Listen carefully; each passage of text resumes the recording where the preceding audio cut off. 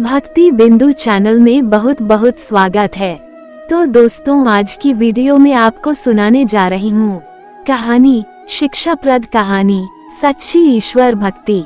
तो दोस्तों, वीडियो को लास्ट तक जरूर देखना और वीडियो को लाइक सब्सक्राइब करके घंटी पर जरूर क्लिक कर देना। तो चलिए मैं आपको आज की कहानी सुनाती हूँ। एक यहूदी पुजारी थे रबी बर्दिक्चेव। लोग उन्हें अत्यंत श्रद्धा एवं भक्ति भाव से देखते थे। वहाँ मंदिर को सिनेगाग कहा जाता है। यहूदी पुजारी प्रतिदिन सुबह सिनेगाग जाते और दिन भर मंदिर में रहते। सुबह से ही लोग उनके पास प्रार्थना के लिए आने लगते। जब कुछ लोग इकट्ठे हो जाते तब मंदिर में सामूहिक प्रार्थना होती। जब प्रार्थना संपन्न हो जाती तब पुजारी लोगों को अपना उपदेश देते। उसी नगर में एक गाड़ीवान था। वह सुबह से शाम तक अपने काम में लगा रहता। इसी से उसकी रोजी रोटी चलती।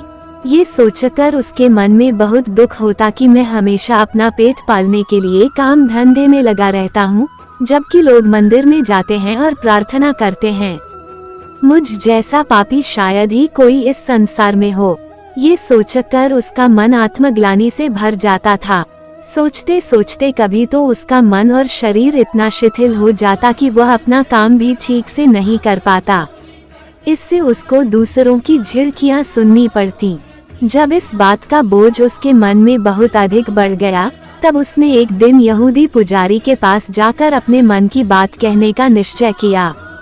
अतः वह रबी बर्दिक्चेव के पास पहुंचा और श्रद्धा से अभिवादन करते हुए बोला, हे धर्मपिता, मैं सुबह से लेकर शाम तक एक गांव से दूसरे गांव गाड़ी चलाकर अपने परिवार का पेट पालने में व्यस्त रहता हूँ। मुझे इतना भी समय नहीं मिलता कि मैं ईश्वर के बारे में सोच सकूं।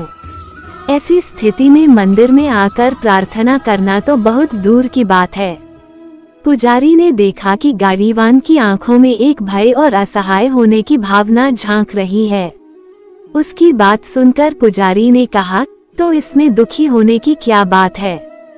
गाड़ीवान ने फिर से अभिवादन करते हुए कहा, हे धर्मपिता, मैं इस बात से दुखी हूँ कि कहीं मृत्यु के बाद ईश्वर मुझे गंभीर दंड न दे।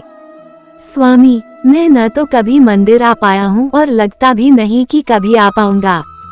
गाड़ीवान ने दुखी मन से कहा, धर्मपिता, मैं आपसे ये पूछने आया हूँ कि क्या मैं अपना ये पेशा छोड़कर नियमित मंदिर में प्रार्थना के लिए आना आरंभ कर दूँ? पुजारी ने गाड़ीवान की बात गंभीरता से सुनी। उन्होंने गाड़ीवान से पूछा, अच्छा, तुम ये बताओ कि तुम गाड़ी में सुबह से शाम तक लोगों को एक गांव से दूसरे गांव तक पहुंचाते हो। क्या कभी ऐसे अवसर आए हैं कि तुम अपनी गाड़ी में बूढ़े, अपाहिजों और बच्चों को मुफ्त में एक गांव से दूसरे गांव तक ले गए हो? गाड़ीवान ने तुरंत ही उत्तर दिया, हाँ धर्मपिता, ऐसे अनेक अवसर आते हैं।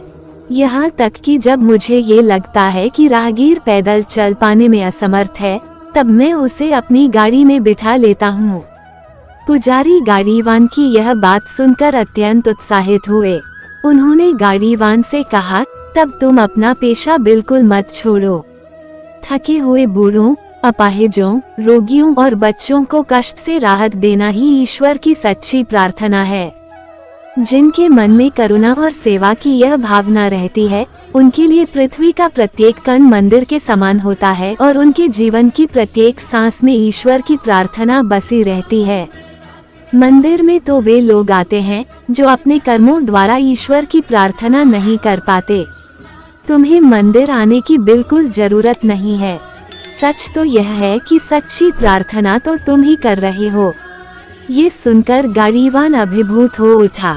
उसकी आंखों से आंसुओं की धारा बह चली। उसने पुजारी रबी बर्दिक्चेव का अभिवादन किया और काम पर लौट गया। तो दोस्तों, ये कहानी आपको कैसी लगी कमेंट अवश्य करें और इसी तरह की वीडियो को देखने के लिए आप मेरे चैनल को लाइक एंड सब्सक्राइब कर लीजिए और बेल आइकन को भी दबा दीजिए ताकि मेरी आने वाली सभी वीडियो का नोटिफिकेशन आपको सबसे पहले मिल सके।